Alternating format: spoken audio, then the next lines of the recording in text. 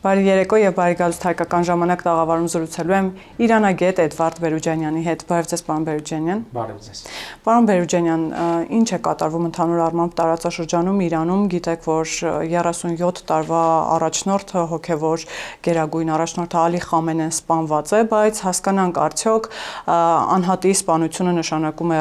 ռեժիմի փոփոխություն եւ արդյոք Ամերիկայի Միացյալ Նահանգները կոպիտ ասած այս պահին իր առաջ դրված խնդիրը կատարել է, հասել է իր ռազմավարական նպատակին։ Ինչպես գիտեք, երբ Ամերիկան հարձակվեց Իրանի վրա, ըստ էության տարբեր հետազոտություններ կան եւ արևմտյան հոդվածներ են արդեն հրապարակվել, որ գործողությունը մեկնարկել է հենց ԱՄՆ-ի Ալի Խամենեի նստավայրում, հենց իր այդ առանձնատանը հարվածներ են հասրել, որտեղ տեղի ունենում նաև խորհուրդ, ըստ էության նաև այնտեղ են եղել բարձրաստիճան զինվորականները, որոնք նույնպես սպանվել են այդ հարձակումից, եւ նշվում է, որ դեռևս երեկոյան գիշերը պլանավորված է եղել հարձակումը, բայց հետախուզությունը նոր տվյալներ է տվել եւ վերջի պահին փոխել են եւ առավոտյան են հարձակումը արել, իրականացրել եւ ըստ էության առաջին նպատակը սահմանված կատարվել է, առաջին նպատակը Իրանի բարձրաստիճան զինվորականների ղեկավարության եւ մասնավորապես Ալի Խամենեի սպանությունն էր։ Դրանից հետո գրեթե 1 օր իրանական կողմը չհաստատեց Խամենեի սպանությունը, բայց ամեն դեպքում Իսրայելը եւ Ամերիկան, ԱՄՆ-ն պաշտոնական հայտարարություն արեցին, որ իրենք տեղեկություն ունեն սպանության մասին եւ դրանից հետո ըստ էության արդեն հաստատվեց եւ քանի որ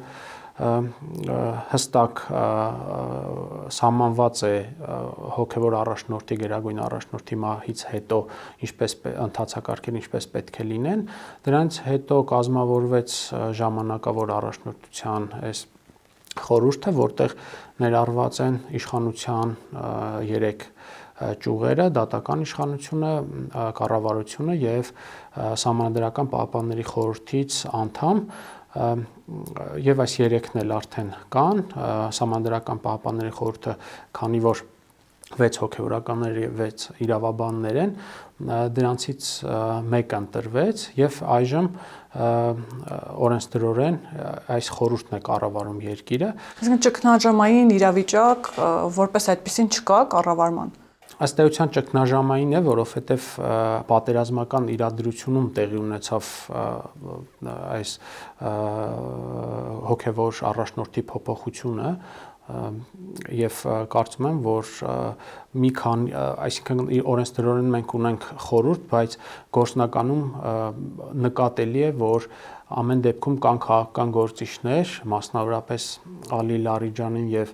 խորհրդանի նախագահ Ղալիբաֆը ավելի մեծ ըստ էության ավելի մեծ կշիռ ունեն քաղաքական, քանի որ նրանք երկուսն էլ ԻՀՊԿ-ի բարձրաստիճան սպաներ են եւ քանի որ երկիրը գտնվում է ռազմական այս դրության մեջ, պետք են այնպիսի գործիչներ, ովքեր թե կապ կունենան զինվորականների եւ թե քաղաքական վերնախավի հետ, կարծում եմ, որ այս գործառույթությունը լավագույնս կատարում է հենց Լարիջանին եւ նաեւ տեղեկություններ էին տարածվել միջև պատերազմը նույնիսկ, որ վերջին շաբաթներին Իրանի հոգևոր առաջնորդը լիազորությունները մեծացրել էր Լարիջանի եւ դրա նաեւ նկատելի էր, որ Լարիջանին նույնպես մասնակցում է ԱՄՆ-ի հետ այս բանակցություններին, որովհետեւ վերջինը ինքը մեկնեց Կատար եւ ԱՄԵ էմիրություններ հանձնելու հենց Իրանի մեսիջները եւ դրանից հետո էլ հիմա ակտիվ նաեւ հայտարարություններ են Լարիջանի կողմից ուղարկվում, նաեւ X-ում են գրառումներ լինում եւ նկատելի է, որ ամեն դեպքում չենք կարող պնդել, բայց այդ նկատելի է, որ Լարիջանին շատ ակտիվ է։ Պարոն Բերուջանյան, նաև ակտիվացել են իշխանափոխության կոչերը, գիտեք, Միացյալ Նահանգներում գտնվող Աքսիոդալ շահի որդին Փահլևանին է այս օրերին շատ ակտիվ եւ հայտարարություն է տարածել, որ շատ իրանցիներ իրեն բազմիցս կոչ են արել, անգամ իրենց կյանքի գնով դուրս են եկել փողոց եւ կոչ են արել, որպեսզի վերադառնա իշխանության, ինքը պատրաստ է ստանձնել այդ ղեկը։ Ինչ է կարծում առհասարակ այս կոչերը իշխանափոխության մասին, կարող են ինչ որտեղ որևէ բան փոխել իրականություն, այսինքն նկատի ունեմ հոգևոր Իրանից անցում աշխարհիկ Իրանի այս փուլում հնարավոր է թե չէ, կամ իշխանափոխության սցենարը առհասարակ։ Ընդհանրապես բոլոր սցենարներն էլ հնարավոր են, բայց ամենահավանականը ըստ էության հոգևոր այս իսլամական պետության համակարգի պահպանումը դեռևս մնում է, քանի որ մեկ հոգևոր առաջնորդին սպանելով դու չես կարող ամբողջ համակարգը միանգամից փոխել։ Այսինքն համակարգը գոյություն կունենա թեկուզ առանց այս պահին չկան հստակ դրույթներ, որոնք մեզ կհուշեն կամ մենք կարող ենք կարծիք հայտնել, որ համակարգը կոլապսի մեջ է եւ հնարավոր է, որ արդեն համակարգի փոփոխություն լինի, բայց այդ վտանգը կա եւ այդ վտանգը կարող է հանգեցնել այդ փոփոխության այն դեպքում, եթե օրինակ հենց ներքաղաքական լուրջ ճգնաժամ լինի, օրինակ, չգիտեմ, առաջին հերթին համակարգի ներսում ինչ որ բախումներ լինեն, իշխանության համար կռիվներ լինեն կամ ԻՀՊԿ-ն փորձի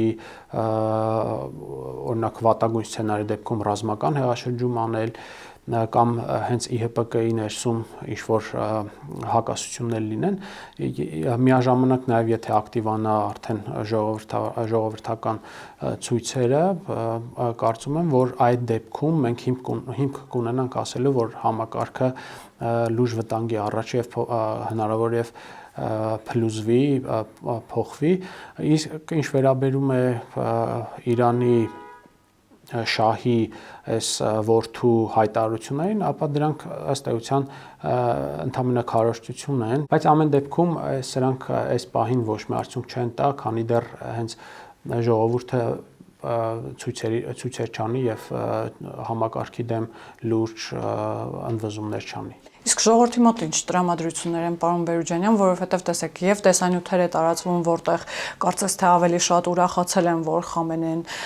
մահացած է, եւ կան հակառակ բևեռից տեսանյութեր, որտեղ սգում են Խամենեիի մահը եւ այսպես իրենց սատարումն են հայտնում կառավարությանը։ Հիմա ժողովուրդը ավելի շատ հակակառավարական ցույցերի մասնակիցներ են, թե հակառակը սատարում են կառավարությանը։ Հասկանանք ներսում ինչ տրամադրություններ է։ Տեսեք, Իրանի հասարակական տրամադրությունը ըստ էության տարբեր է եւ դա պայմանավորված է նրանով, որ իսլամական այս պետության իսլամական կարգերի հաստատումից հետո, քանի որ սահմանափակումներ եղան երկրում եւ այդ բնականաբար այդ ընդվզումները, մարդկանց տրամադրությունները արդեն հակասական եղան եւ գնալով տարիների ընթացքում ել ավելի են սրվել եւ վերջին տարիներին այդ բողոքի ակցիաները հիմնականում մի քանի պատճառով են պայմանավորված, բայց ամեն դեպքում առաջնայինը սոցիալ-տնտեսականն է եւ ազատության սահմանափակումները եւ Իրանի հասարակությունը տարբեր այս պատճառներով ակցիաներ է անում, իսկ վերջին այս ակցիաները, որ տեղի ունեցավ 2 ամիս առաջ, ամենամեծն էին պատմության մեջ ըստ էության եւ առաջին անգամ էր, որ նաեւ Ամերիկայի նախագահը ուղիղ միջամտության կոչեր էր անում ռազմական եւ մենք տեսանք, որ այդ կոչերը անհիմն չէին եւ վերջիվերջո Թրամփը հարձակվեց Իրանի վրա։ Եթե կանխատեսելի էր ինչ որ իմաստով այս նաև հարձակումը։ Այո, կանխատեսելի էր նաև այն առումով, քանի որ մենք նախադեպը նույնպես ունեցել ենք արդեն Իսրայելի եւ Իրանի միջև ռազմական ուղիղ հարվածների, դրանք մի քանի փուլով եղան, օրինակ եթե հիշենք, դեռևս Ռայսի օրոք նաև հրթիռային հարձակումներ, փոխանակումներ տեղի ունեցան Իսրայելի եւ Իրանի միջև, դա պայմանավորված էր Համասի ղեկավարի սպանության, դրանից հետո նաև Իսրայելում Հեզբոլլահի ղեկավարի սպանության, Սիրիայում Իրանի դեսպանատան վրա հարձակման եւ դա հանգեցրեց նրան, որ նախորդ տարի 12-օրյա պատերազմ տեղի ունեցավ Իսրայելի եւ Իրանի միջեւ։ Այստեղ տարբերությունը այն էր, որ հենց ուղիղ հարձակումները Իսրայելի եւ Իրանի միջև էին, Ամերիկան անուղղակի էր գործում, բայց վերջին օրը գլխավոր հարվածը միջուկային օբյեկտներին, մասնավորապես Ֆորդոյին, Ամերիկան հասցրեց եւ դրանից հետո Իրանը հարձակվեց Կատարի ռազմաբազայի վրա եւ Իրանը հստակ ուղերձ հղեց, որ եթե ԱՄՆ-ն միջամտում է, ապա մենք կհարձակվենք նաեւ Ամերիկայի ռազմաբազաների վրա եւ կարծում եմ, որ այս պատերազմի ընթացքում այս բոլոր հանգամանքները հաշվի են առել թե ամերիկյան կողմը, թե իրանական կողմը եւ հիմա ինչ որ կատարվում է, ըստ էության ավելի շատ սպասելի եւ կանխատեսելի էր, քան օրինակ անցած տարի։ Իսկ այն, որ Իրանում 40-օրյա սուգ են հայտարարել, նաև ռեժի դրոշ են բարձրացրել, դա ինչպես հասկանալ, այսինքն պարզ է, որ Իրանը չի կարող Վաշինգտոնի հետ ուղիղ առճակատման գնալ կամ հարվածներ հասցնել։ Այնուամենայնիվ, ինչպես է պատրաստվում Ամերիկայից վրեժ լուծել եւ արդյոք Իրանը այս պահին այդքան ուժ ունի, որ կարող է դիմակայել, այսպես ասեմ, Միացյալ Նահանգների հետ կամ Միացյալ Նահանգների դեմ։ Տեսեք, չնսեմացնելով Իրանի ռազմական ուժը եւ ներուժը, կարող եմ ասել, որ Իրանը օդուժում խնդիրներ ունի ամեն դեպքում եւ իրանք էլ դրա մասին հայտարարել են, օրինակ կործանիչների, ինքնաթիռների մասով իրանական կողմը խնդիրներ ունեցել եւ տարիների ընթացքում չի կարողացել այդ խնդիրները լուծել, որտեղ հասանելիություն չի ունեցել միջազգային համաշխարհային այդ նորարարական զենքերին եւ սրա դիմաց ինքը Իրանը ավելի շատ ապավինել է հրթիռային այս հարվածներին, ԱԹՍ-ների զարգացմանը եւ մենք հենց արդեն գործնականում տեսնում ենք, որ Իրանը ամեն դեպքում հարվածներ է հասցնում հրթիռների միջոցով, որոնք ըստ էության էֆեկտիվությունը ամեն դեպքում տեղեկատվության հասանելիությունը քիչ է, էֆեկտիվության մասին մի փոքր տարակարծություններ կան, բայց ամեն դեպքում կարողանում են թեկուզ շատ մեծ ուժերով, ամեն դեպքում ասենք, չգիտեմ, 100 հրթիռից թեկուզ 5-10-ն է ընկնում նշանակետին, բայց եթե հասնում է մեծ վնասներ է հասցնում, բայց եթե համեմատենք արդեն Իսրայելի, Ամերիկայի եւ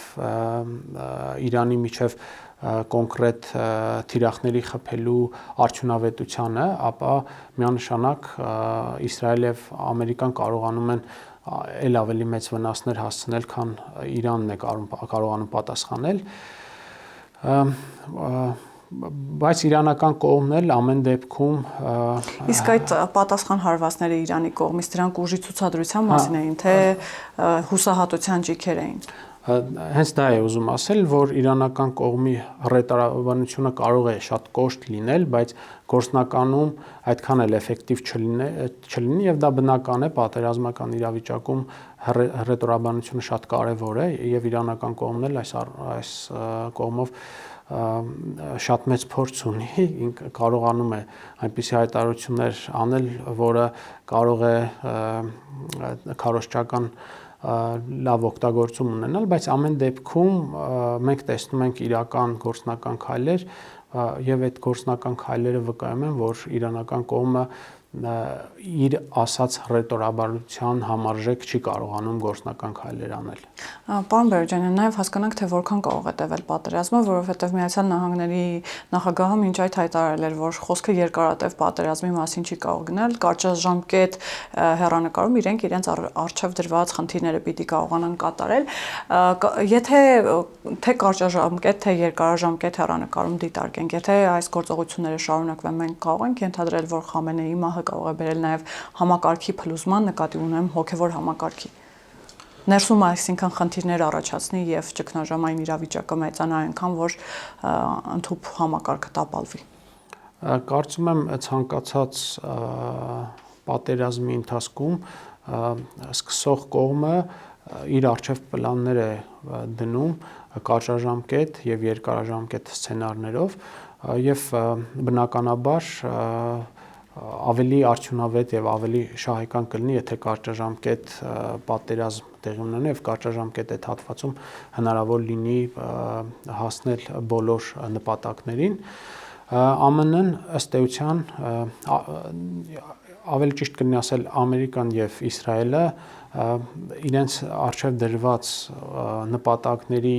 ըստ էության մեծ մասը այս 2 օրվա ընթացքում կատարեցին, առաջին հերթին այդ վերնախավի սպանություններ, բայց մնացած խնդիրներ, օրինակ պետք է հրթիռային բոլոր արտադրամասները եւ կայանքները հարված են նաև հակաօդային պաշտպանությունը, որոնք ըստ Իսրայելի հայտարարությունների իրենք շատ արդյունավետ են անում։ Կարծում եմ, որ այդ կարճաժամկետ հարցի լուծումը, կարճաժամկետ պատերազմ լինելով ինչ որ արդյունքի հասնելը այս պահին իրատեսական է ամեն դեպքում, բայց չի բացառվում, որ իրանական կողմը կարող է նոր վերադասավորումներ անել եւ արդեն կարճաժամկետը վերածվի երկարաժամկետի, բայց սրանք իրականում շատ դժվար է կանխատեսել, քանի որ այս պահին մենք տեսնում ենք, որ կարճաժամկետ պատերազմը ըստ էության ավելի իրատեսական է եւ կարճաժամկետ է ժամանակահատվածում հնարավոր է, որ արևմուտքը կարողանա ամբողջովին արևմուտքը չէ, Ամերիկան կարողանա իր թիրախները իր նպատակներին հասնել, բայց նաև խնդիր կա, ինչպես նշեցիք, ռեժիմի փոփոխության, օրինակ կարծում եմ, որ այստեղ Ամերիկայի եւ Իսրայելի պատկերացումները մի փոքր տարբեր են, օրինակ Իսրայելը միանշանակ իր արժև նպատակ է դրել, որ ռեժիմը փոփոխվի, քանի որ ըստ էության իրենց համար էգզիստենցիալ խնդիր են դիտարկում Իրանի իսլամական համակարգը, բայց Ամերիկան կարող է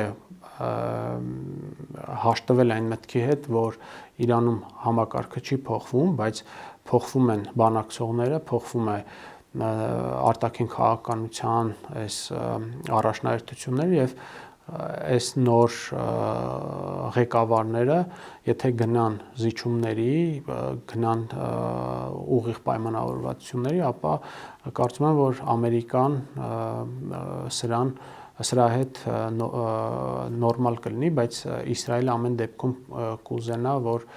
ռեժիմը փոխվի։ Այսինքն Ամերիկայի գերնպատակը, այսպես ասեմ,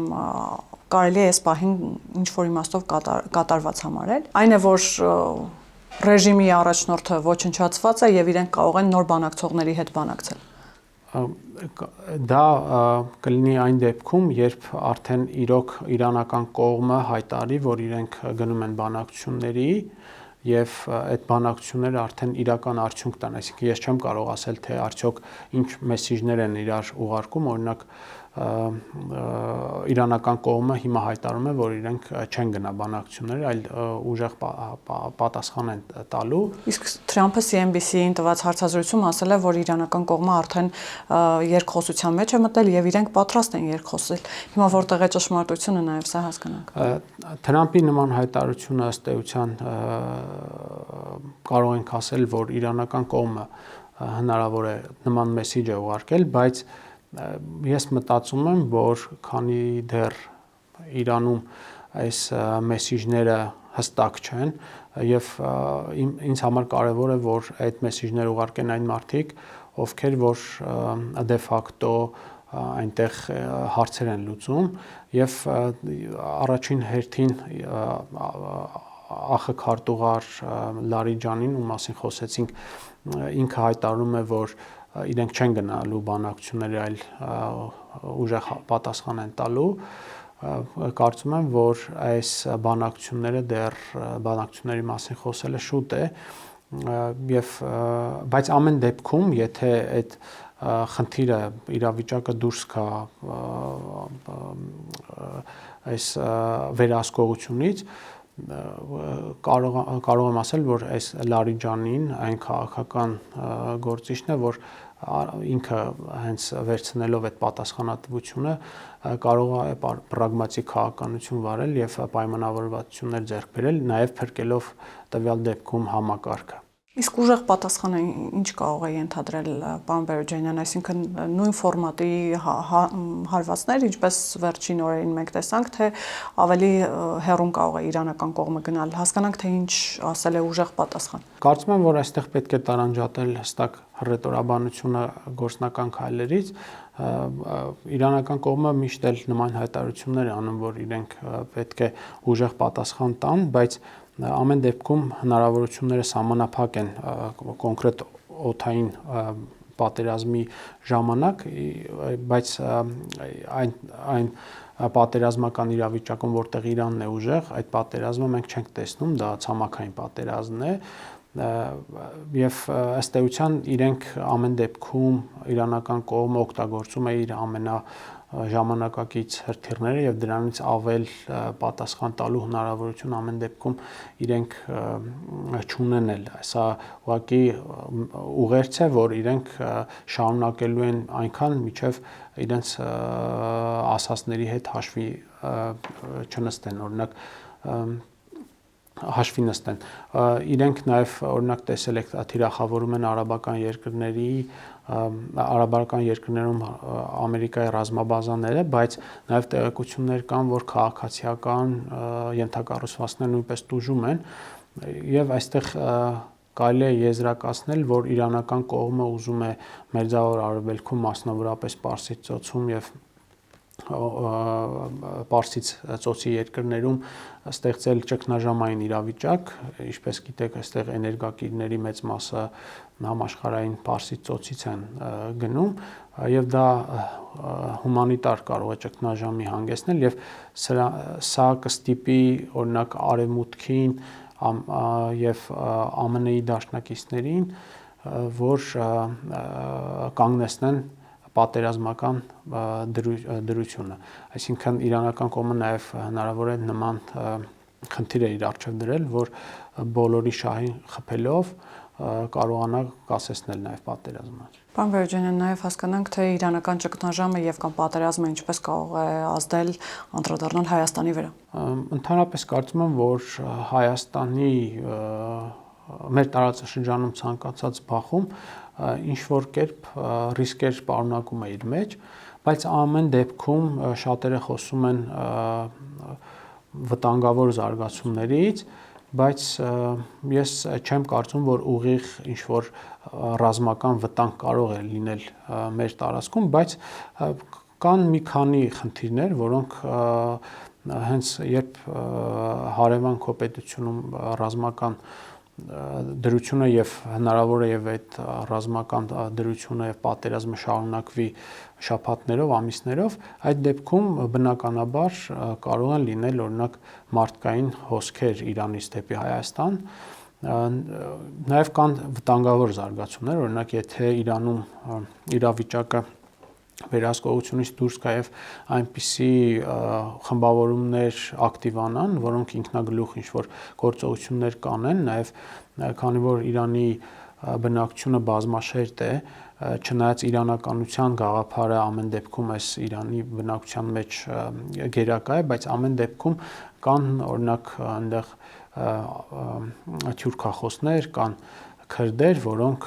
կարող են ենթարկվել արտաքին քարոզչական ուղերձներին, քարոզչամեքենաները կարող են այս խմբերին ակտիվացնել եւ բնականաբար նաեւ արդեն վտանգավոր իրավիճակներ կարող են լինել մեր սահմանների մոտ, չեմ ասում կոնկրետ մեր տարածքների վրա, այլ մեր սահմանների մոտ։ Եվ մասնակիորեն նաեւ վտանգի տակ չի դրվում կրկին թրիփի ճակատագիրը, որովհետեւ գիտեք, Իրանում այդ իմաստով շատ միանշանակ չեն կարծիքները եւ թրիփը հաճախ համարում են նաեւ իրենց շահերի դեմ, այստեղ էլ ներքաղաքական, ներհասարակական որոշ շրջանակներ ակտիվ այդ թեզը տարածում են, որ թրիփը այո Իրանի շահերի դեմ է, որովհետեւ որովհետև այնտեղ Ամերիկայի Միացյալ Նահանգներն են ներգրաված։ Հիմա այս գործողություններից հետո արդյոք որոշակի փոփոխություն կարող է լինել Իրանի մոտեցման մեջ, թե մեկը մյուսի հետ պետք չէ, այսպես ասած, համեմատել եւ եզրեր տանել։ Կարծում եմ վաղ է նման եզրակացություններ կայացնել, որ կփոխվի արդյոք Իրանի մոտեցումը թրիպի վերաբերյալ, քանի որ մենք չգիտենք, թե ինչպես կզարգանա իրադարձությունները եւ ինչ փոփոխություններ կլինեն Իրանում, բայց ամեն դեպքում կարող եմ ասել, որ թրիպը ըստ էության տնտեսական նախագիծ է եւ քանի դեռ չկա կոնկրետ անվտանգային եւ քաղաքական միջամտություն թրիպի մասով, իրանական կողմը ըստ էության կարող է չանհանգստանալ այս առումով եւ չնայած ուշադրությունը չի թեքի թրիպից, բայց ամեն դեպքում այդ թրիպը չի լինի, թրիպի շուրջ այս խոսակցությունները չեն կարող այդքան վտանգավոր լինել, քանի որ իրանական կողմը ըստ էության առաջին հերթին վնասվում է Ամերիկայի ռազմաբազաներից եւ Իսրայելից, ոչ թե տնտեսական ինչ-որ նախագծերից։ Եթե չկա ռազմաբազա, նաեւ ըստ էության իմաստ չկա հարվածելու այդ տարածքին կամ ինչ-որ միջամտություն անել։ Բայց ինչ վերաբերում է տնտեսական Իրանի համար տնտեսական վտանգներին, դա միանշանակ է, որովհետեւ օրինակ եթե Ադրբեջանը Նախիջևան կապ է ունենում Հայաստանի տարածքով, ապա այդ մենաշնորհային դիրքը, որ Իրանը վերջին 30 տարիներին ուներ, եւ քանի որ միակ ցամաքային կապը իր տարածքով էր կարողանում ապահովել, դա կորցնում է նաեւ կամ միջին միջանցքի ավելի գլոբալ, եթե նայենք, միջին միջանցքի մաս է կազմելու թրիպը եւ իրանական կողմը բնականաբար իր ազգային շահերից ելնելով ցանկանում է, որ նաեւ այլընտրանքային ճանապարհ լինի իր տարածքով եւ իրականում աշխարհագրական դիրքն էլ Իրանի շատ լավ հնարավորություն է ընձեռում, որ օրինակ կենտրոնական Ասիայից բեռները Իրանի ենթակառուցվածքներով հասնեն Եվրոպա, բայց ըստ էության մենք այս պահին չենք կարող նման բաների մասին խոսել, որովհետև Իրանը պատերազմական իրավիճակում է եւ այս քանի դեռ այնտեղ հստակ պայմանավորվածություններ չկան, չգիտեմ, եթե Ամերիկայի հետ պայմանավորվածության գան, ըստ էության նաեւ թրիպը կարող է հնարավորություն դիտարկել Իրանը։ Եվ վերջում փորձենք որոշակիորեն դրական նոտայի վրա փակել հարցազրույցը, տեսեք, ռուս հասարակական քաղաքական գործիչ Դուգինը հայտարարել է, որ Խամենեից հետո կարող է լինել հաջորդը Վլադիմիր Պուտինը, արդյոք հասկանանք իրականության հետ աղերս ունի այս հայտարարությունը, թե չէ, եւ արդյոք Ամերիկայի Միացյալ Նահանգների այսպես հետագա նպատակներում Վլադիմիր Պուտինին Ռուսաստանին վնասելն է կամ նույն սցենարը Խամենեի հետ այնինչ տեղի ունեցավ հնարավոր է տեղափոխել Ռուսաստան եւ այսպես ասած տարածել նաև Վլադիմիր Պուտինի վրա, թե սա պարզապես ռուսական կանխատեսումներ են։ Կարծում եմ, որ սրանք անհիմն հայտարարություններ են։ Ես իրականում տեղեկություն չունեմ այս առումով եւ կոմպետենտ էլ չեմ այս մասով պատասխանելու, բայց ամեն դեպքում համեմատել Ռուսաստանի հարաբերությունները ռուս-ամերիկյան հարաբերությունները Իրան-ամերիկյանի հետ կարծում եմ սխալ է, քանի որ ամեն դեպքում Ռուսաստանը այլ կարգավիճակ ունի, միջուկային գերտերություն է, ունի ել ավելի ժամանակակից տեխնոլոգիաներ եւ կործանիչներ, որոնք ըստ էության Իրանը չունի եւ տարբեր քաղաքական առաջնահերթություններ կան Իրանի եւ Ռուսաստանի մասով, կարծում եմ, որ սրանք ուղղակի քարոզչական հայտարարություններ կարող են լինել։ Շնորհակալ եմ, պարոն Բերուջանյան։ Ես եմ շնորհակալ։ Հիշեցնեմ, որ զրուցակիցս իրանագետ Էդվարդ Բերուջանյանն էր, կհանդիպենք։